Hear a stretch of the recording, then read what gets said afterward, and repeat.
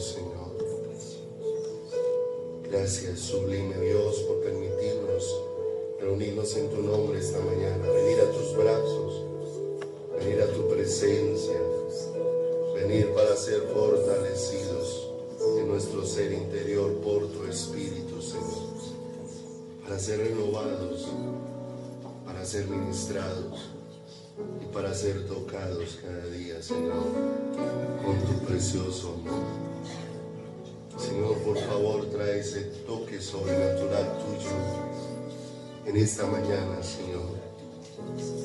Tú eres nuestro libertador, tú eres nuestro sanador, tú eres Dios de los cielos, el que limpias, el que restauras, el que haces todas las cosas nuevas en nosotros.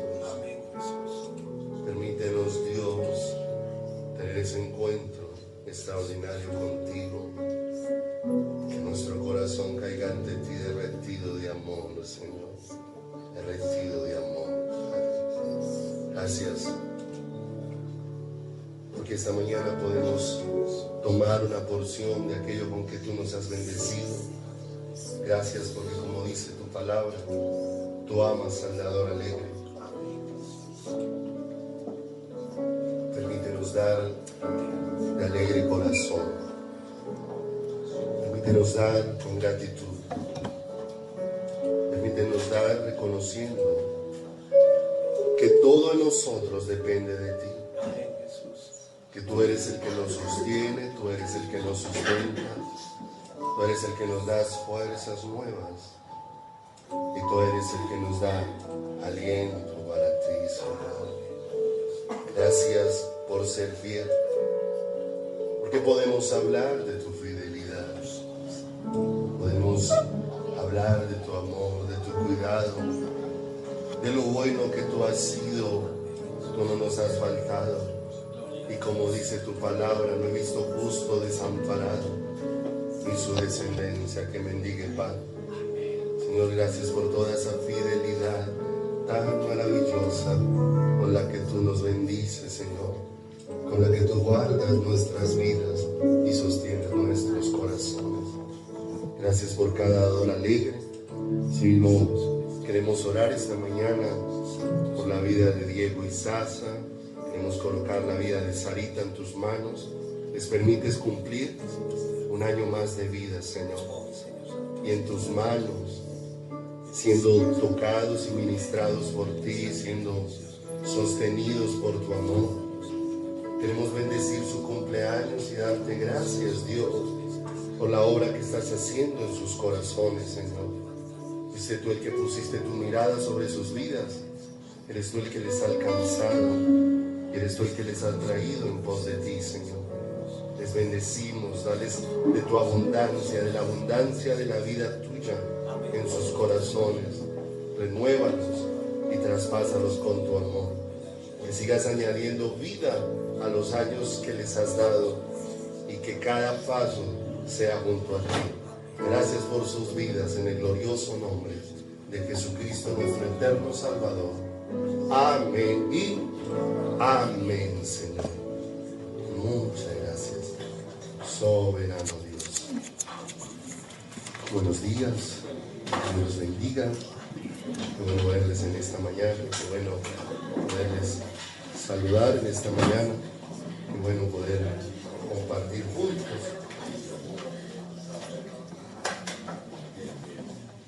del precioso y glorioso amor del Señor.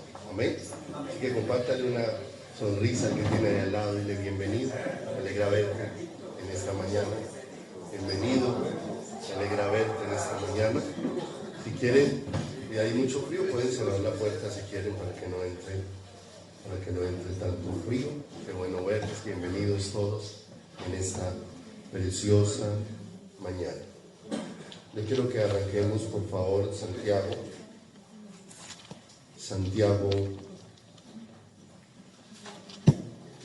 epístola del apóstol Santiago. El Señor siempre, en muchos momentos, llevó a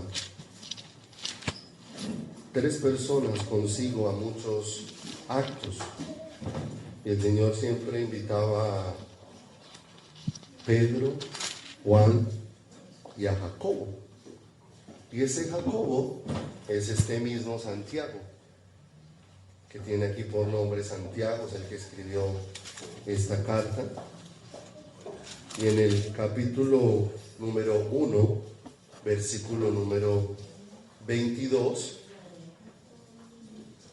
el apóstol Santiago, enseñando la palabra, mira a las personas y les quiere dejar algo en su corazón muy especial.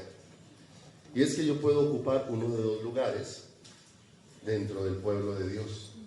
Uno, el de ser una persona que solamente oye, que cada semana recibe información, escucha lo que dice la palabra, escucha las instrucciones, le parecen bonitos los sermones, le parece bonito lo que el Señor dice en su palabra, pero en ese corazón no acontece absolutamente nada. Ese corazón permanece igual, pero ya tiene información. Ya si le preguntan algo de Dios puede decir cosas acerca de Dios. Pero hay otro tipo de personas que dice aquí el versículo, ya le voy a decir,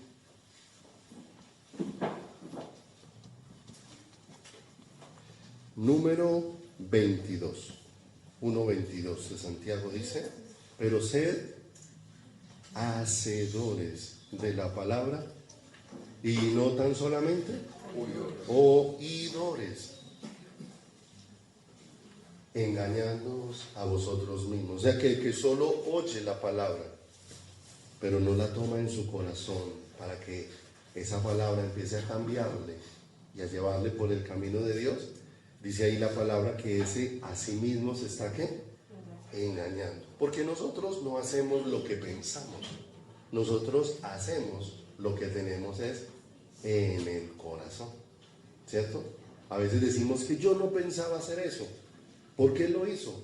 Porque eso no es lo que usted pensaba, eso era lo que usted tenía dentro de su corazón. Entonces, cuando el apóstol Santiago expresa aquí sed hacedores, está hablando de tomar la palabra en nuestro corazón, de que la palabra tiene que arraigarse dentro de mi corazón para que se vuelva lo que yo voy a hacer. Si yo hago, es lo que hay en mi corazón, donde necesito que esté la palabra, en mi corazón. Vaya entonces conmigo, por favor, al libro de Hechos. El libro de Hechos.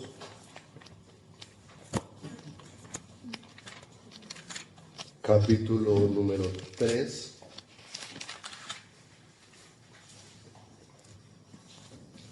Versículo número 1 en adelante. Y aquí vamos a encontrar una historia muy bonita y muy especial acerca de las cosas que acontecieron después de que el Señor resucitó y que no han dejado de suceder hasta el día de hoy, porque Él no quedó muerto, Él resucitó y está vivo, y una prueba de que Él vive somos nosotros. Somos una prueba de que Él vive, de que el Señor no desapareció y terminó su mensaje, porque el Señor murió y resucitó, subió al cielo, y su mensaje continúa, cambiando vidas y transformando corazones. Y dice, Pedro y Juan subían juntos, ¿a dónde? Al templo, a la hora novena. La hora novena es un equivalente a las 3 de la tarde. Los judíos cuentan las horas desde las 6 de la mañana en espacios de 3 horas. Ellos lo llaman la hora tercera, la hora sexta, la hora novena. Para ellos la hora sexta es la hora del mediodía, la hora novena corresponde a las 3 de la tarde. Iban a el templo, ¿y a qué iban? A orar, a buscar al Señor. Pero había algo, y aquí había un personaje que también era traído al templo, que nos puede dejar evidenciar cuántos han oído al Señor, pero no le han abierto su corazón a Dios. Porque dice que era traído un hombre cojo de nacimiento, a quien ponían cada día a la puerta del templo que se llama La Hermosa, para que pidiese limosna de los que entraban, ¿dónde? En el templo. Y en toda la entrada del templo había una persona instalada. Y al parecer hacía muchos años. Y era una persona que ni siquiera se podía mover por sus propios medios, porque dice que era lisiado de los pies.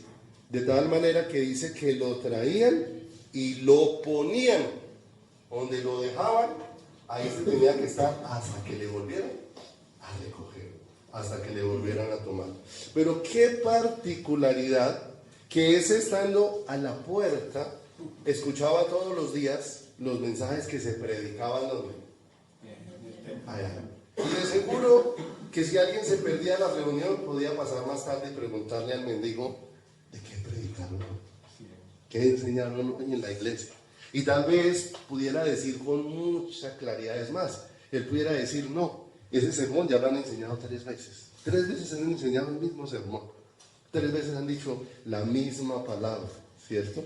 El asunto es que él, ahí sentado como mendigo, permanecía en su misma condición, porque esa palabra que él escuchaba ahí no le estaba produciendo ningún efecto, ¿cierto? Era una persona que se estaba llenando de mucha información. Y es más, él estaba en el templo, pero él estaba era con la expectativa de qué le iban a dar los hombres, no de qué iba a hacer Dios en su corazón. ¿Qué puede hacer el hombre por ti? ¿Qué puede hacer un hombre por tu vida? ¿Qué puede hacer? El único que puede cambiar y transformar una vida es ¿quién? Es el Señor. Nosotros tenemos la tendencia de atribuirles poderes sobrenaturales a ciertas personas, cuando el único que tiene el poder de hacer todas las cosas es ¿quién? ¿Sí o no? La gente termina dándole más alabanza al que oró por él y él se sanó, que a Dios, que fue el que hizo las cosas, ¿sí o no? Dios puede usar a cualquiera para que ore por mí y sanarme. Dios puede hacer cualquier cosa. ¿A quién puede usar Dios? A veces nosotros creemos que Dios puede usar a alguien porque sepa mucho. Nosotros podemos estar hoy en día en la iglesia, pero estar así como este cojo. Estamos acostumbrados a estar ahí, escuchamos, pero estamos esperando dentro de la iglesia muchos de los hombres. ¿Y cuántos? Y es más, vean, lo único que los hombres pueden darle son lo que él esperaba. ¿Qué era lo que él esperaba que le diera? ¿Qué es lo único que el hombre le puede dar a uno? Limosnas. ¿Sí o no? O sea, que lo mejor que el ser humano me puede dar a mí es, ¿cierto? Con eso no le estoy diciendo que desprecie a nadie. Lo que le estoy diciendo es que Dios desea ubicar nuestro corazón respecto a quién es el que puede ser suficiente para mi corazón. Y dice acá, vuélvele al verso 2, y era traído un hombre cojo de nacimiento, a quien ponían cada día a la puerta del templo que se llamaba La Hermosa, para que pidiese limosna de los que entraban al templo. ¿Para qué había sido puesto? Para que esperara mucho de quién. ¿Estaba él ahí esperando de Dios? ¿Estaba él esperando al Señor? No, estaba esperando a los hombres. Y dice en el verso 3, cuando vio a Pedro y a Juan que iban a entrar al templo, les rogaba que le diesen ¿qué? Que le diesen limosna. Y en cierta manera se ubicó en un buen sitio, ¿sí o no?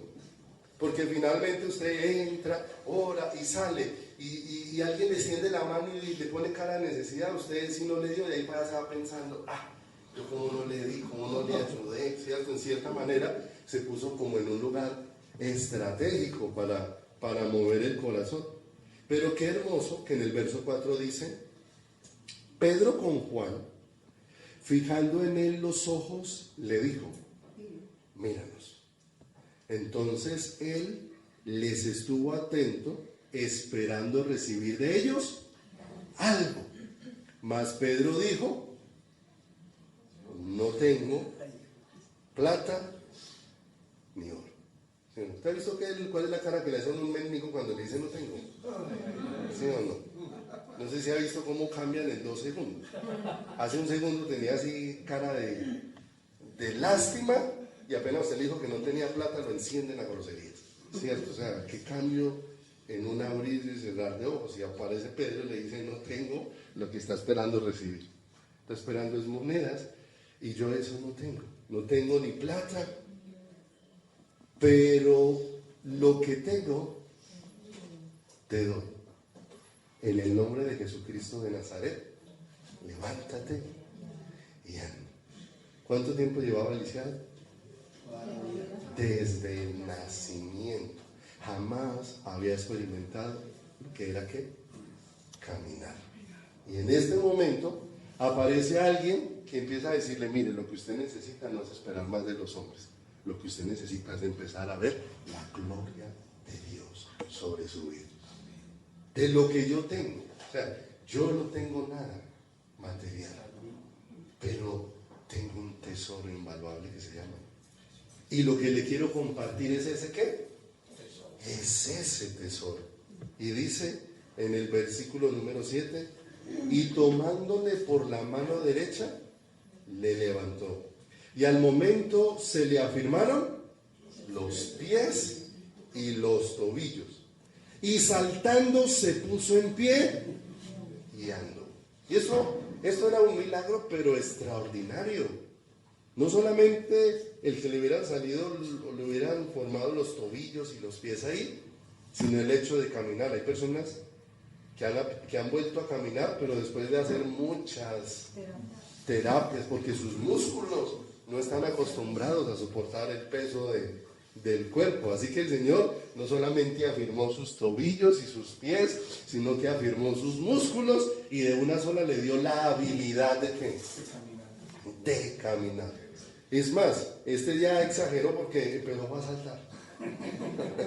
Aprovechó lo que Dios había hecho en él. Y saltando se puso en pie y anduvo y entró con ellos en el templo, andando y saltando y alabando a ¿quién?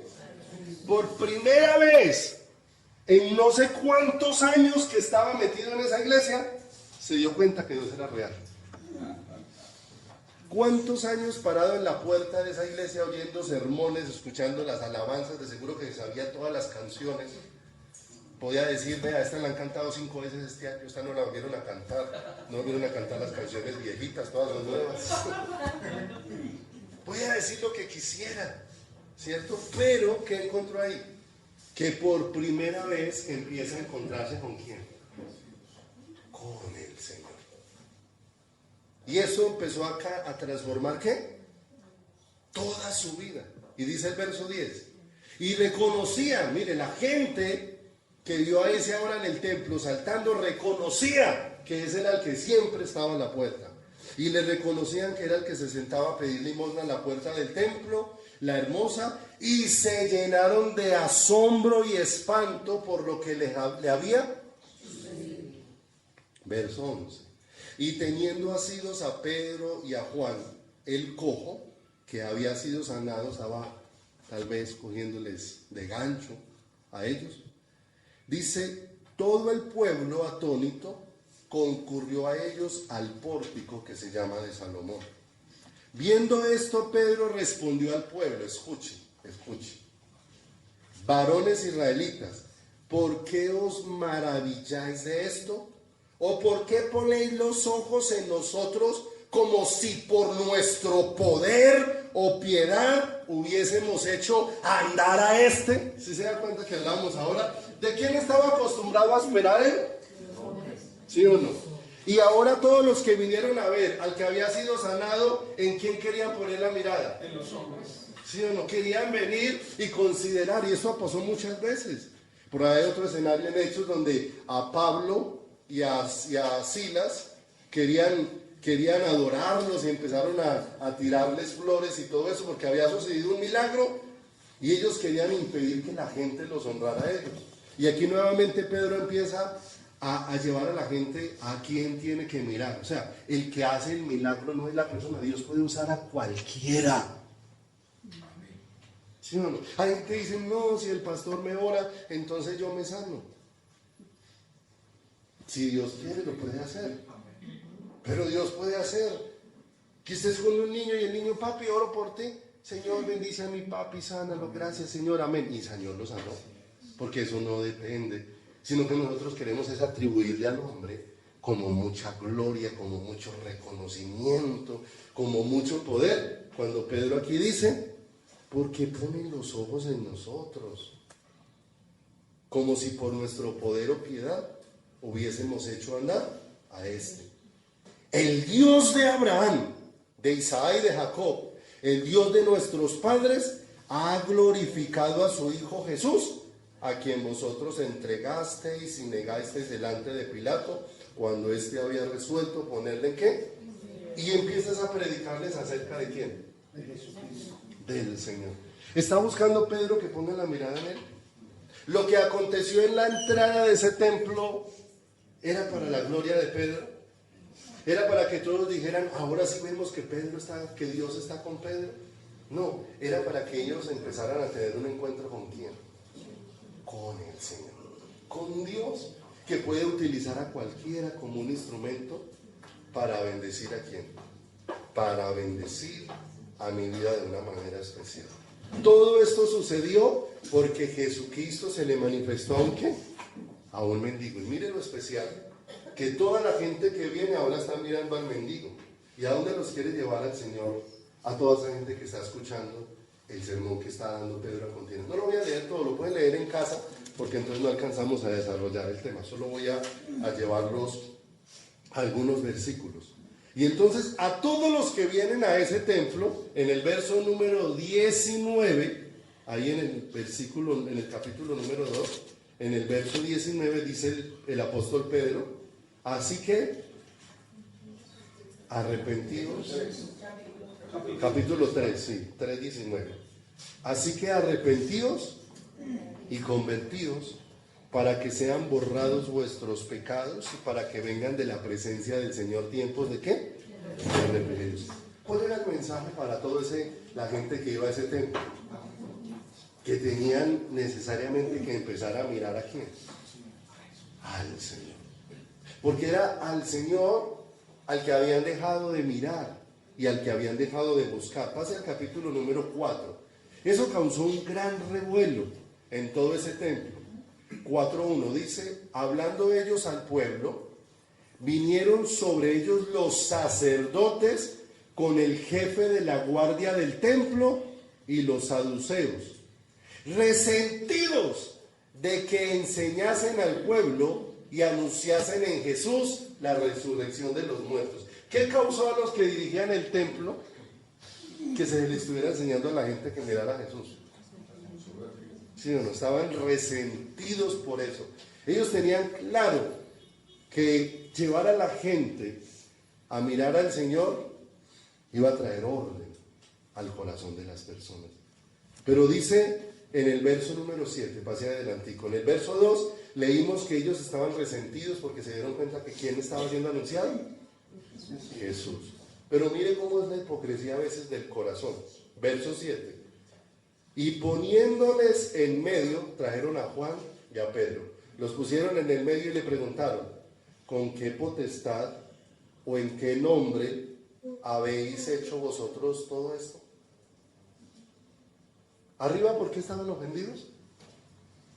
Porque hablaban de Jesús.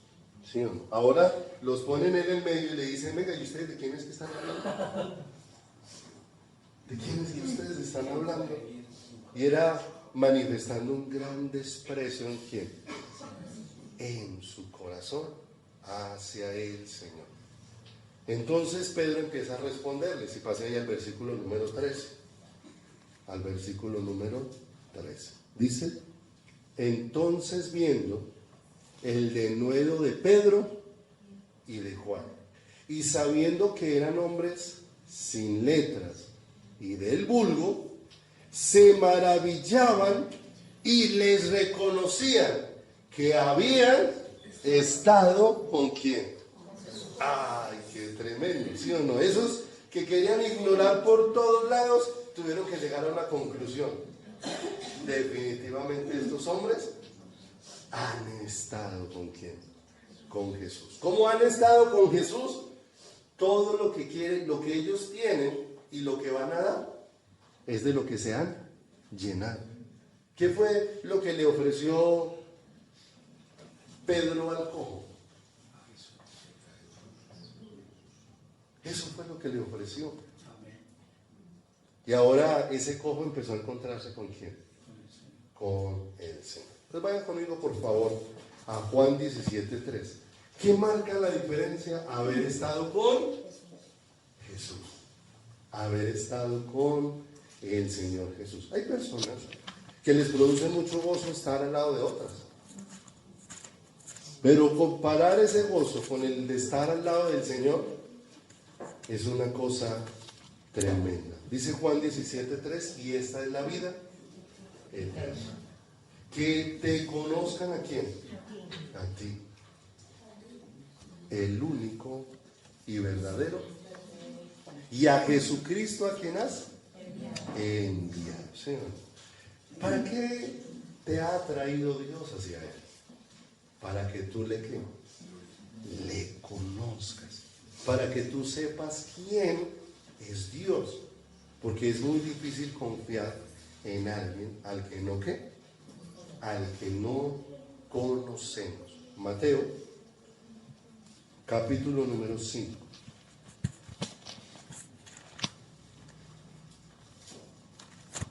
En Mateo capítulo 5, la palabra nos narra acerca de las bienaventuranzas. Cómo el Señor se sienta, empieza a enseñar a la multitud. Pero en el verso 6, Él empieza a dar una porción muy especial, donde dice, bienaventurados, 5:6 de Mateo. Bienaventurados los que tienen hambre y sed de justicia, porque ellos serán saciados. ¿Sí o no? ¿Qué había tenido Pedro y Juan en su corazón que los había llevado a estar con Jesús? ¿Qué habían tenido en su corazón? ¿Qué se había despertado en ellos? Un deseo, una necesidad de buscar ¿a quién? Al Señor. Porque es que es muy difícil dar de lo que yo no tengo. Si yo quiero dar de Dios sin haber estado con Dios, será imposible. Por eso la gente piensa muchas veces que amar es imposible. Porque amar con mis recursos no es posible. No es posible. Pero amar es más, ¿cierto? Ya en alguna vez hemos estudiado que lo que nosotros tenemos por nuestros hijos, por nuestra esposa y por nuestra familia no es amor.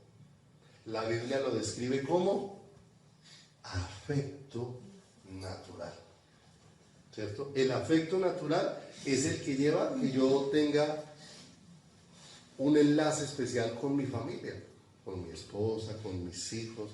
Pero el Señor dice que en los postreros días hasta el afecto natural se perdería.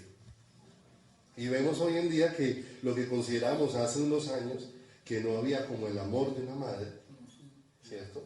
Sigue insistiendo en muchas mujeres un amor muy especial, pero vemos que ese amor que parecía ser el más importante, hoy en día ya una madre no tiene problema de dejar su bebé tirado en una bolsa de basura, ¿cierto? Ese afecto natural se ha perdido, porque es afecto, ¿sí o no?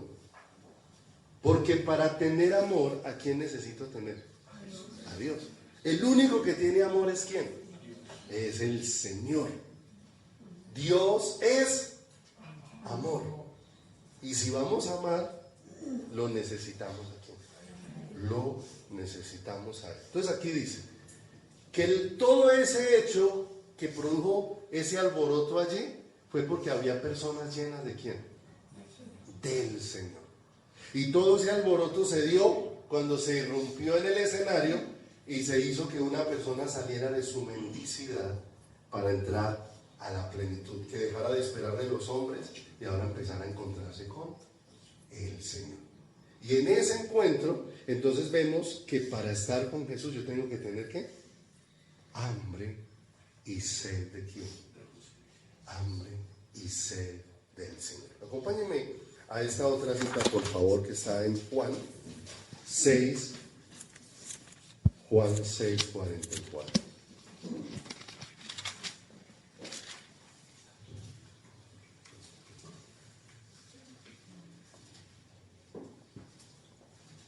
Dice la palabra del Señor. Está hablando Jesús. Dice, ninguno puede venir a mí si el Padre que me envió no le trajere, y yo le resucitaré en el día postrero. ¿Qué necesito yo para tener el deseo de empezar a buscar a Cristo?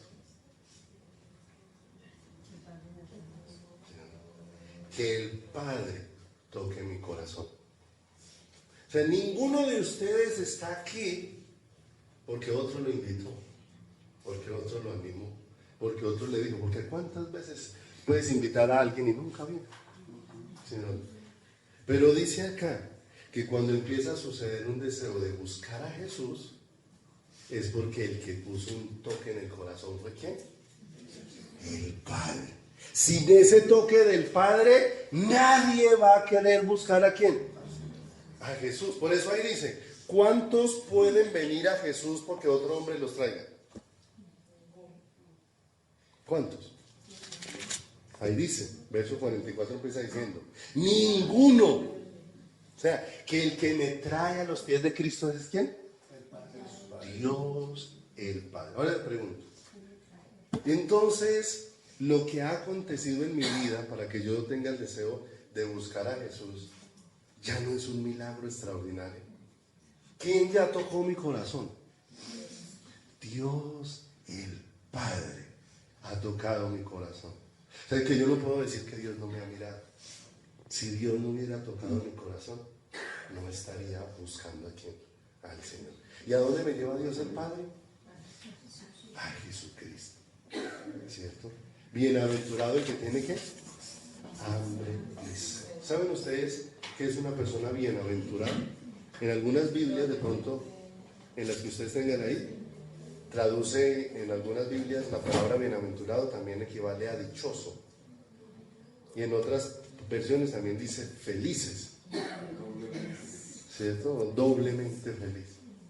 Eso suena muy bonito. ¿Cierto? ¿Cuántos son felices? Amén. Entonces yo tengo que empezar a diferenciar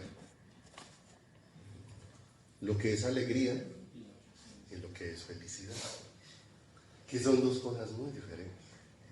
Porque la alegría es producida en nosotros por determinados escenarios, momentos o personas, ¿cierto? Entonces yo a veces estoy alegre porque me caso, estoy alegre, tengo un momento de alegría porque tuve hijos, tuve un momento de alegría porque se graduaron, porque estaban enfermos y se sanaron. Bueno, tengo momentos de alegría, pero ese momento viene y se va. Es un momento. Y esos momentos de alegría le pueden suceder a una persona siendo creyente o no siendo creyente. Le pueden suceder. Porque son momentos de ¿qué? De alegría. Cosas que en determinado momento me dieron mucha motivación, me dieron mucho ánimo, ¿sí?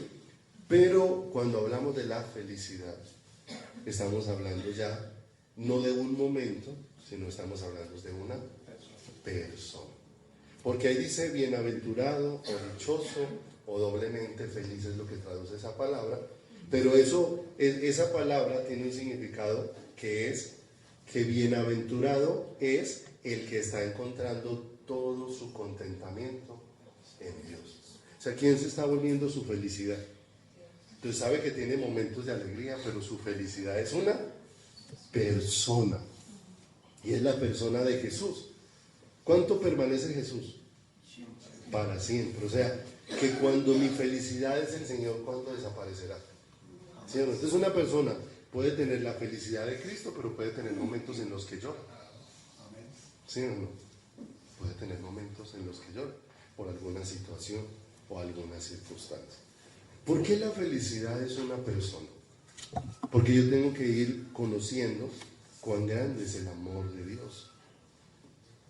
¿Han ustedes escuchado de qué tamaño es el universo? Sí. Cada ratico dicen que descubrieron una nueva galaxia, que la nueva galaxia tiene no sé cuántos soles y que realmente el sistema solar nuestro es diminuto comparado con todo. Y uno se pregunta, ¿por qué el Señor hizo el universo así? Así de gigantesco. Porque el universo fue hecho para expresarlo a quién? A Dios. ¿Sí o no? A Dios. Y la tierra fue hecha para expresar al hombre. ¿Qué es la tierra comparada con el universo? Es más, los científicos ya dicen que es como un grano de polvo en medio de todo el universo. Eso es la tierra, comparada con el universo. ¿Qué es el hombre comparado con Dios? Entonces, esta semana vi un video aterrador, escuchen. Porque muchos de nosotros mantenemos alerta, porque uno piensa que el diablo se va a manifestar con cachos, con cola y echando fuego por la nariz. Y esa es la imagen que uno tiene del diablo. ¿Sí o no? Entonces, cuando usted ve una persona vestida de negro, con piercings y todo eso, usted dice, ese es satánico. Y entonces eso usted lo mira como desde lejos, porque esa es la imagen que usted tiene de eso. ¿Sí o no? Pero hay cantidades de satánicos que se visten así, de corbatica, ¿sí, no? Como un pastor. ¿Sí? Había una iglesia que estaba estancada y con una cantidad de situaciones, y empezó el pastor a orar por la iglesia, y el Señor empezó a mostrarle, te voy a mostrar todos los sacerdotes satanistas que vienen a tu iglesia. Y habían 10 satanistas que venían a la iglesia, y no faltaban a ningún culto, eran más fieles que los mismos creyentes.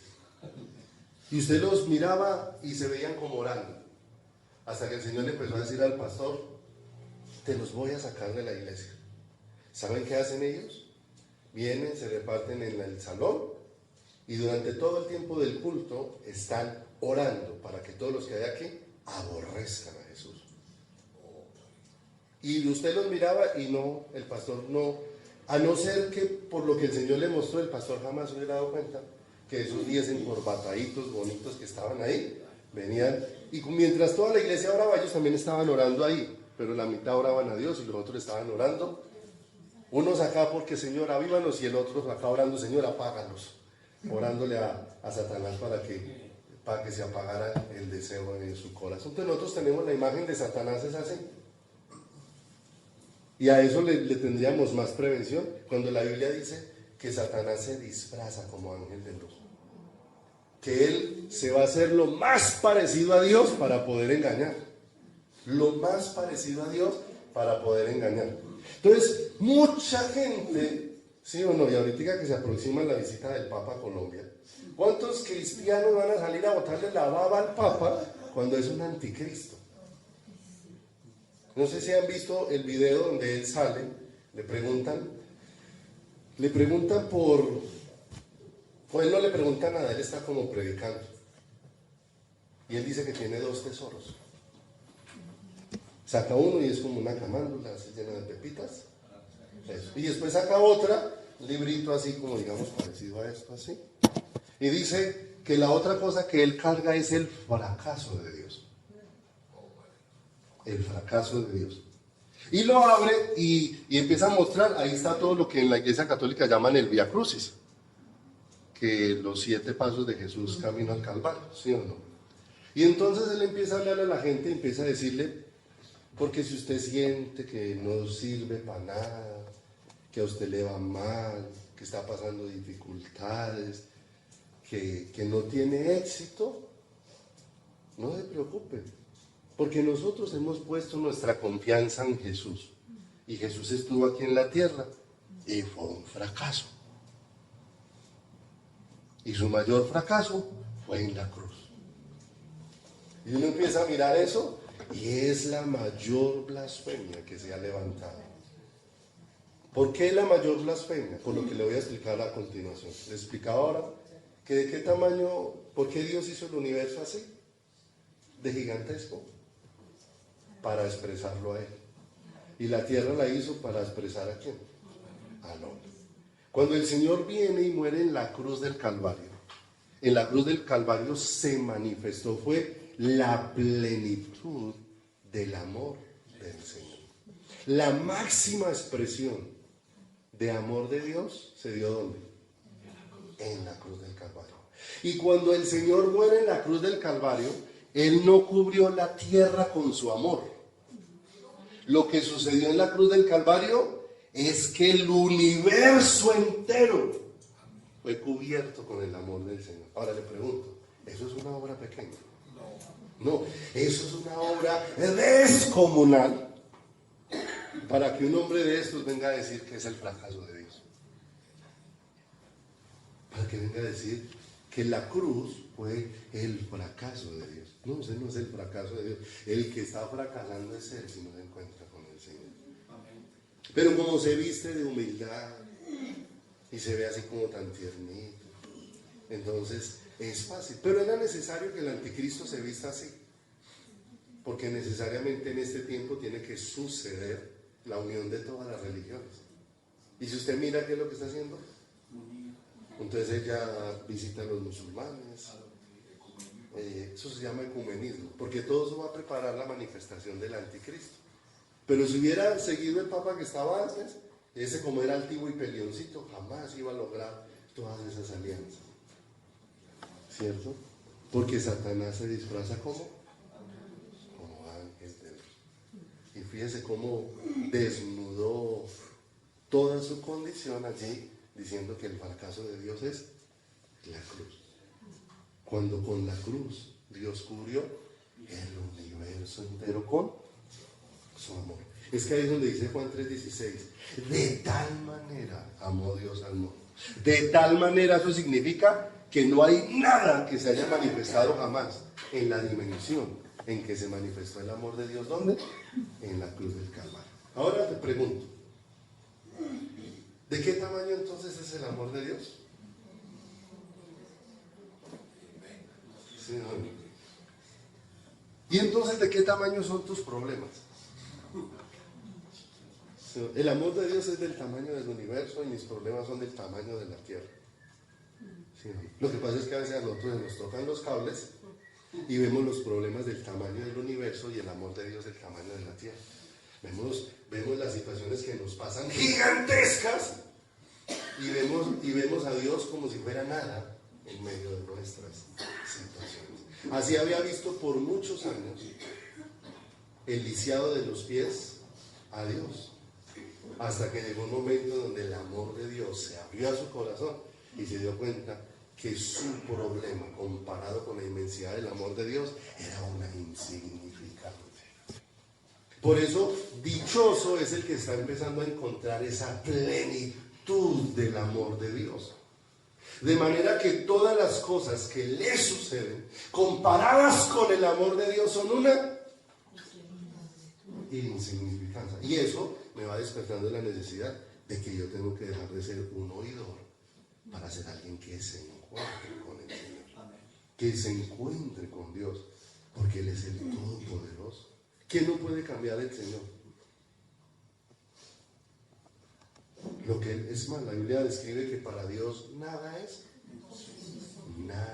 es imposible. Entonces empiezo a darme cuenta que yo necesito es que Dios abra mi corazón a su amor, para que yo empiece a ver la dimensión de su amor. Y por eso yo necesito es correr a los brazos de Dios para que mi corazón sea impactado con su amor. De tal manera que si yo sé que Dios me ama de esa manera, Dios no cuidará de mí. Dios no me sostendrá. Dios no me sostendrá. Es más, mira, no te vamos a morir sino el día que Dios decidió. Amén. A no ser, como dice Proverbios, que te pongas a pecar y por el pecado se te adelante el día. Es la única forma. Eso sí dice la palabra. Dice que muchos se les adelantó el día por causa de su pecado, ¿cierto? Entonces, ahí sí ya no vas a morir ese día que Dios destinó el día que naciste, sino que se te va a adelantar el tiempo por causa del pecado. Pero por lo demás, pase lo que pase en los altibajos de la vida, Dios nos va a llevar hasta dónde? Hasta el final. Pero ¿quién tiene que ser qué? Nuestro contentamiento. ¿Sí, no? Ayer les ponía un ejemplo a los muchachos de alabanza y les decía, a ver, para una persona se sentiría feliz con esto. Lo vamos a mandar un mes que recorra todos los países y las ciudades que quiera, con los hoteles pagos, transporte pago, entradas a todos los sitios turísticos pago, todo pago, ¿sí o no? ¿Cómo le parece esa invitación? De seguro que a cualquiera de nosotros le parece buenísima, es muy buena, pero estás viendo esa opción de todo ese paseo tan extraordinario, con todo pago, te mandan con la familia, mucho, no le va a hacer falta absolutamente nada. Y de pronto miras todo ese paseo tan espectacular. Pero Dios te da la oportunidad de que por un minuto puedas ver quién es Él. Después de que tú veas ese minuto del Señor, usted mira ese viaje y dice, no, esto es mucha chichipatada comparada con el Señor. Entonces, con no le estoy diciendo que no viaje y disfrute. ¿Sí me van a entender? No le estoy diciendo eso. Lo que le estoy diciendo es que nosotros necesitamos ver más a Dios. Porque la felicidad nuestra es ¿quién? Es el Señor. Entonces, ¿qué situación yo puedo vivir? Pero yo puedo centrarme en la situación y la miro y la analizo. Y es más, a veces entro hasta con irrespeto delante del Señor. Porque a veces hemos creído y hemos convertido nuestras oraciones como el momento donde cogimos a Dios fue de mandadero. ¿Sí o no? Porque entramos a la oración secreta, al lugar secreto y entramos, Señor, es que haz esto con mi hijo, y haz esto con mi mamá, y haz esto con este, y haz esto con este, y entro como si Dios fuera mi mandadero. Te pregunto, ¿será que Dios no sabe lo que hace? ¿Será que Dios no sabe lo que hace, que tú tienes que entrar al lugar secreto a darle instrucciones a Dios? A decirle qué es lo que tiene que hacer y cómo lo tiene que hacer. Entonces eso evidencia que yo no tengo ni idea de quién es el Señor. Te pregunto, ¿Dios es perfecto? ¿Dios para ti es perfecto? Entonces, ¿por qué tienes que darle instrucciones a Dios? Dije, decirle, Dios, te estás equivocando con esto, lo tienes que hacer es así. Así, Señor. Y entonces empezamos a perder de vista quién es el Señor. Cuando yo tengo que entrar es rendido a los pies del Señor. Yo debo de orar no hasta que Dios haga lo que yo quiero, sino que debo de orar hasta que mi corazón entienda lo que Dios quiere. Eso es diferente. Eso es diferente. Eso es diferente. Porque si hay alguien que nos ama y tiene cuidado de nosotros, ¿es quién? Es el Señor. Pero tiene que enseñarnos a acercarnos a quién? A Él. Hay escenarios dentro de la palabra de Dios que nos enseñan eso. Que uno dice, ¿para qué fueron escritos? Había un hombre llamado el rey Asuero. Y este rey Asuero tenía una esposa que llamaba la reina Esther. Yo le pregunto, ¿qué de malo tiene que Esther llegara a donde su esposa a la hora que quisiera? Es su esposo. Es el rey. Y resulta que Esther no se podía presentar delante del rey Asuero, sino cuando él la mandara a llamar. Y es más, ella necesita venir a donde él a comentarle un asunto, pero ella mira a las mujeres que están con ella y le dice, pero hace 30 días no me manda a llamar.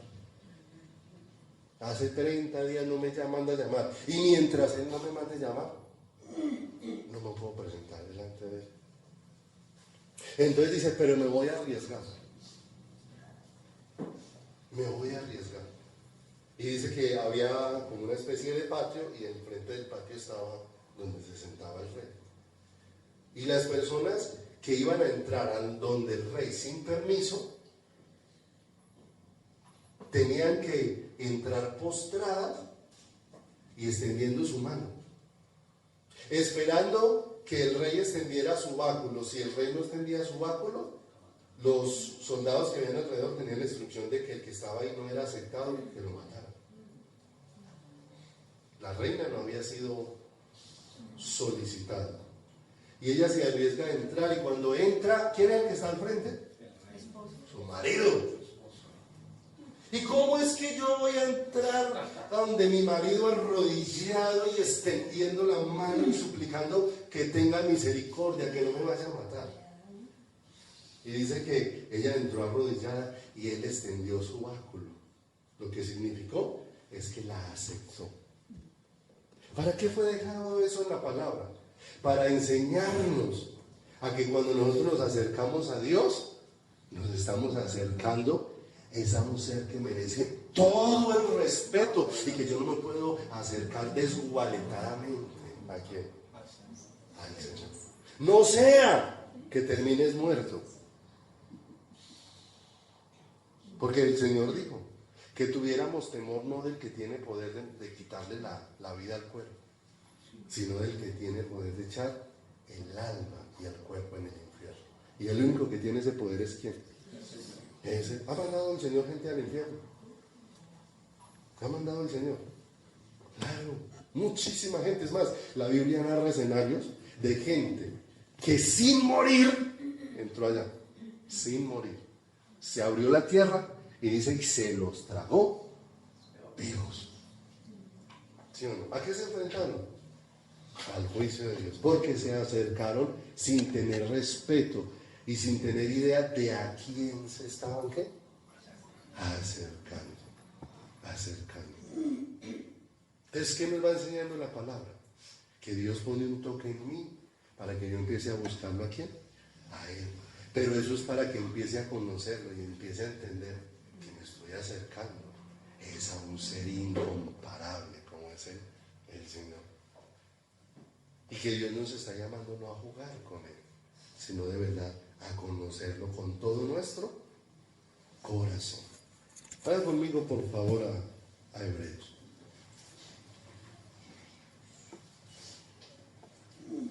Solo voy a tratar de enunciárselos para que lo conozcan. El libro de Hebreos tiene una particularidad, y es que el libro de Hebreos es el que enlaza el Antiguo Testamento con el Nuevo.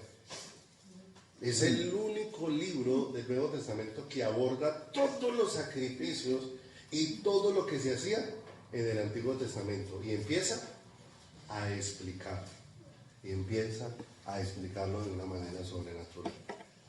Y empieza, solamente voy a darles las citas, las leemos y le muestro lo que allí nos deja ver del Señor. ¿Cuántos mensajeros de Dios han existido? Muchísimos. Empieza desde Adán hasta nuestros días. ¿Cuántos mensajeros de Dios han pasado? Muchísimos. ¿Sí o no? Pero dice Hebreos 1:1, refiriéndose a Jesucristo: Dios, habiendo hablado muchas veces y de muchas maneras en otro tiempo a los padres por los profetas, en estos postreros días nos ha hablado por... ¿Sí, no? Y empieza el libro de Hebreos a mostrarnos que toda la grandeza del Antiguo Testamento estaba centrada en Jesucristo. Que el mayor de los mensajeros es ¿quién? Han venido muchos mensajeros, pero aquí el Señor dice, pero el mayor de todos los mensajeros es el Señor Jesús. Pase allá adelantico.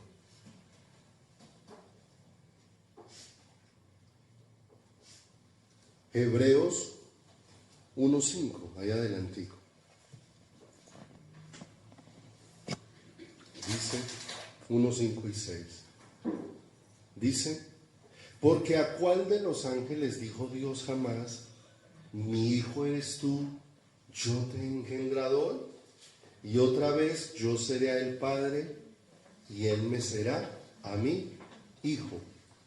Y otra vez, cuando introduce al primogénito en el mundo, dice, adórenle todos los ángeles de Dios.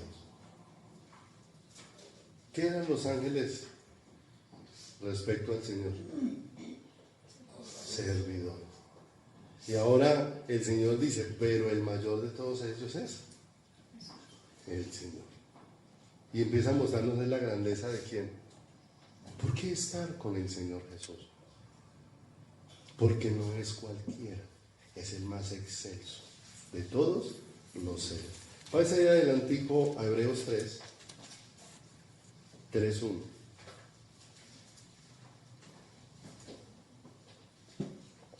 Hebreos 3:1 dice: por tanto, hermanos santos, participantes del llamamiento celestial, considerad al apóstol y sumo sacerdote de nuestra profesión, ¿que quién es? El cual es fiel al que lo constituyó, como también lo fue Moisés en toda la casa de Dios. Porque de tanto mayor gloria que Moisés es estimado digno. Entonces fíjese, ¿en cuánta estima tenían los judíos a Moisés? Y el Señor dice, pero de cuánta mayor estima que Moisés es quién. Es el Señor. Y siempre nos está mostrando es la grandeza de quién. La grandeza de Dios. En Hebreos 4, allá adelantico, 4:9.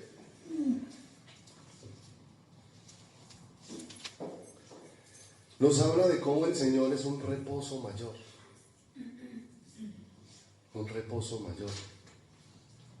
Para los judíos el reposo era guardar un día, el día sábado. Pero para nosotros el reposo es una persona. Jesucristo dice, veamos desde el verso 8, dice, porque si Josué les hubiera dado el reposo, y fíjese que Josué fue el que introdujo al pueblo de Israel a la tierra prometida. Porque si Josué les hubiera dado reposo, no hablaría después de otro día. Por tanto, queda un reposo para el pueblo de Dios. Porque el que ha entrado en su reposo, también ha reposado de sus obras, como Dios ¿de quién? De las suyas. ¿Dónde terminó Dios todas sus obras? En el Monte Calvario. En el Monte Calvario fue donde Él hizo toda la obra para hacernos salvos, para que no fuera nada relacionado con el esfuerzo humano. Él es nuestro reposo. En Hebreos ahí 5, ahí adelantico, 5:1.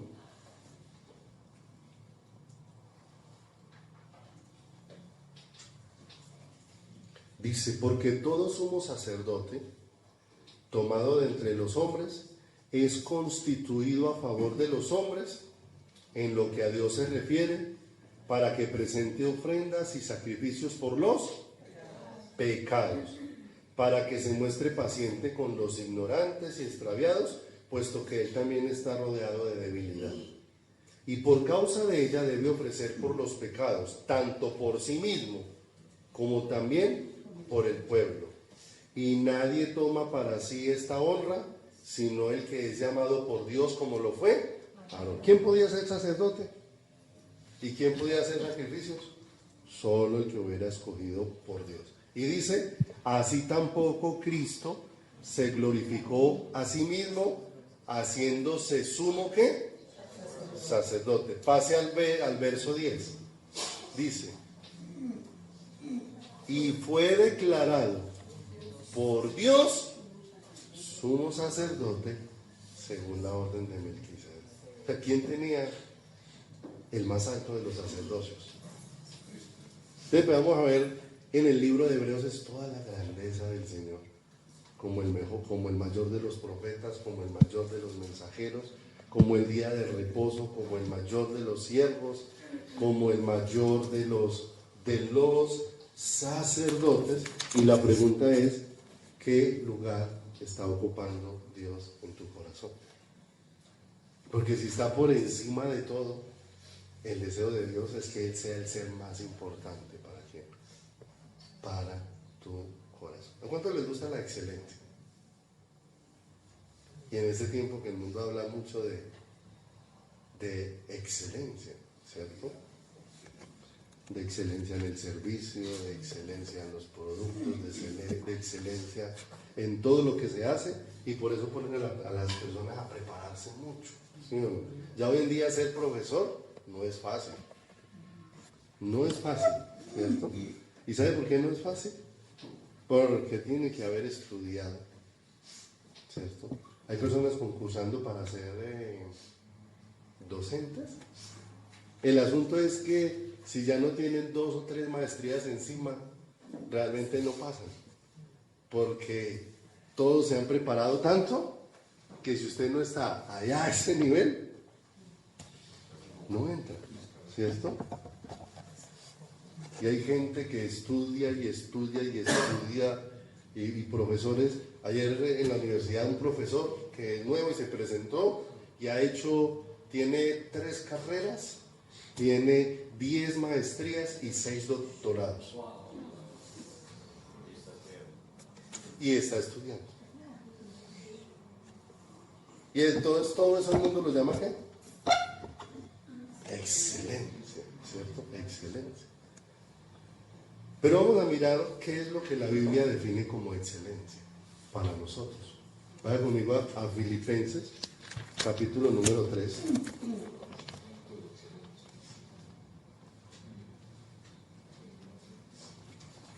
Filipenses, capítulo número 3, versículo número 7. ¿Qué es la excelencia? ¿Qué es la excelencia para ti? ¿Qué es la excelencia para mí? Y no es lo mismo la excelencia para el que busca a Dios que para el que está en el mundo. Mire lo que dice, verso 7. Pero cuantas cosas eran para mí ganancia, las he estimado como pérdida por amor de ¿quién? Y ciertamente aún estimo todas las cosas como pérdida por la ¿qué? Excelencia del conocimiento de Cristo Jesús. De acuerdo a ese versículo, ¿qué es la excelencia? Conocer esa es la excelencia, conocer al Señor. Y me gusta mucho porque mire lo que dice el significado de excelencia en el diccionario normal de español. Dice, cualidad de lo que es extraordinariamente bueno y también de lo que excede a las normas ordinarias. Eso es excelencia. Cuando lo llevamos ahí a la palabra, sí o no, realmente, lo extraordinariamente bueno y lo que excede a todo lo ordinario, solamente es el Señor Jesucristo. Si queremos ser excelentes, ¿de qué tenemos que llenarnos? Del conocimiento de quién. Del conocimiento de Dios. ¿Se acuerdan cómo quedaron de asombrados de los discípulos? Decían, estos no han estudiado, estos son del vulgo, son iletrados, pero ¿cómo los vieron ellos? Los tenían asombrados, ¿sí o no? Pero ¿qué era lo que estaban evidenciando? Que tenían conocimiento del Señor, porque habían estado ¿con quién? Con Él, con Él. Vaya entonces a 2 de Samuel, vamos a terminar. 2 de Samuel, capítulo número 6, versículo número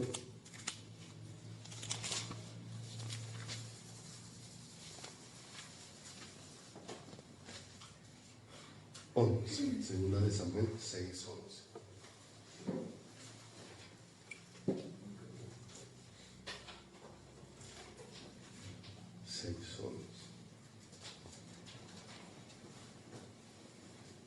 ¿Para dónde está dispuesta la gloria del Señor?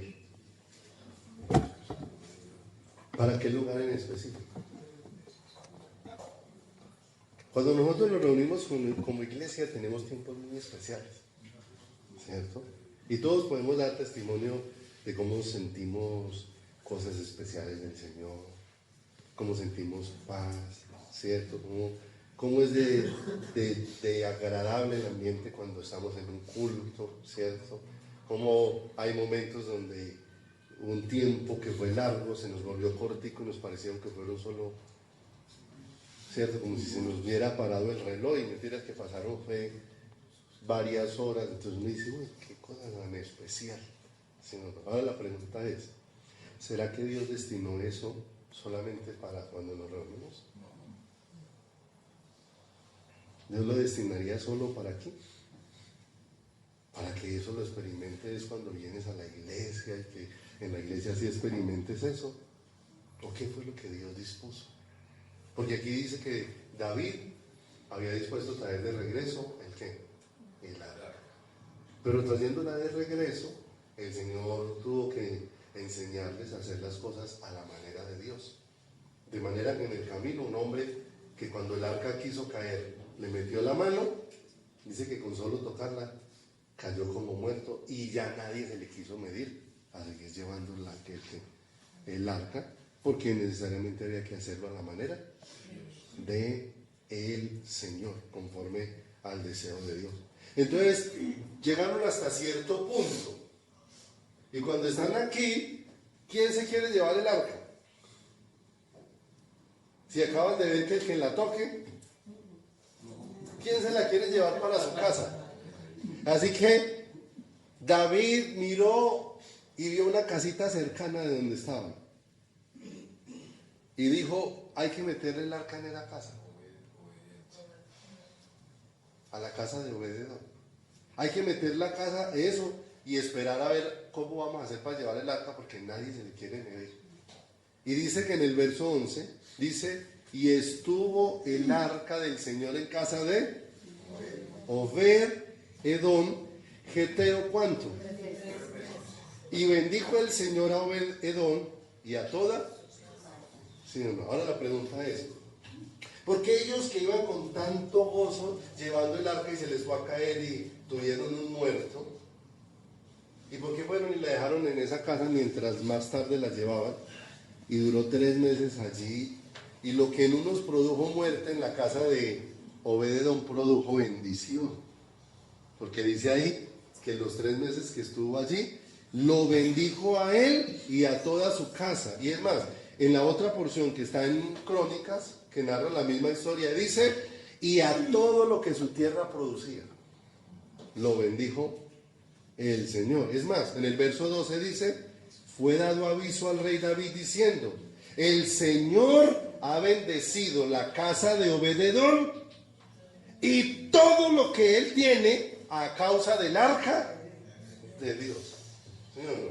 Entonces la pregunta es, ¿por qué a esos que querían llevar el arca se enfrentaron a muerte y por qué en esta casa terminó habiendo o existiendo bendición?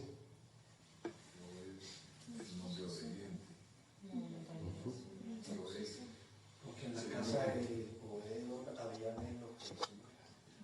Entonces la pregunta es, ¿qué clase de anfitrión era Obed-edom para la presencia de Dios? ¿Qué clase de anfitrión? O sea, ¿cómo estuvo de dispuesto su corazón para evidenciar que realmente él quería la presencia de Dios en quién?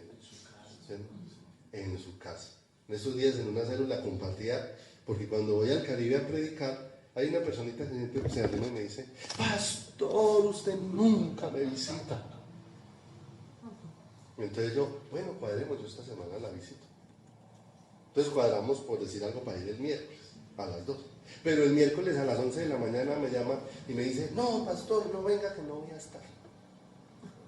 A la siguiente vez que voy al Caribe, pastor, usted nunca me visita. Entonces cuadramos otra cita, el lunes nos vamos a ver por la tarde. Pero el lunes a las 2 de la tarde me escribe un mensaje, pastor, no venga que no voy a estar. Hace como 15 días, pastor, usted nunca me visita. Y después me mandó el mensaje con mi esposa que no fuera, que no iba a estar.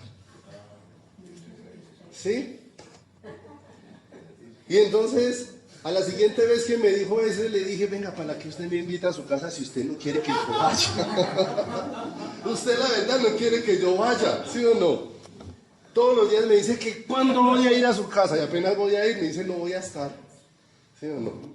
Pero ¿cuántas veces así mismo es nuestra actitud sobre el Señor? Ay, si el Señor llenara mi casa. Y el Señor dice, bueno, hoy te voy a visitar, quiero que ores. No, papá, pero hoy no estoy. Hoy no estoy, venga mañana. Y a veces, pero fíjese qué clase de anfitrión fue Obededón. Obededón, tal vez él no pudo decidir a dónde llevaban el arca. Se la llevaron a su casa. Pero cuando llegaron con el arca a su casa, él sintió qué privilegio que el arca, que solamente era destinada a estar en el templo, que ahora la hubieran dejado en la sala de su casa. ¿Sí o no? Todo el tiempo que allí estuvo, ¿a qué se dedicó Obededón? Sí. Y me gusta mucho qué es lo que significa el nombre de Obededón, porque significa siervo adorador. Siervo adorador, qué hermoso. ¿Qué hizo Obededón? Honrar la presencia de Dios. O sea que la presencia de Dios solo se manifiesta es en el templo. No, pero la pregunta es, ¿honras a Dios como lo honras en la casa? ¿Honras a Dios en tu casa como lo honras en el templo? Honras a Dios porque Dios nos quiere visitar. Cuando Dios visitó al paralítico, ¿cuánto le cambió en la vida del paralítico? ¿Sí o no?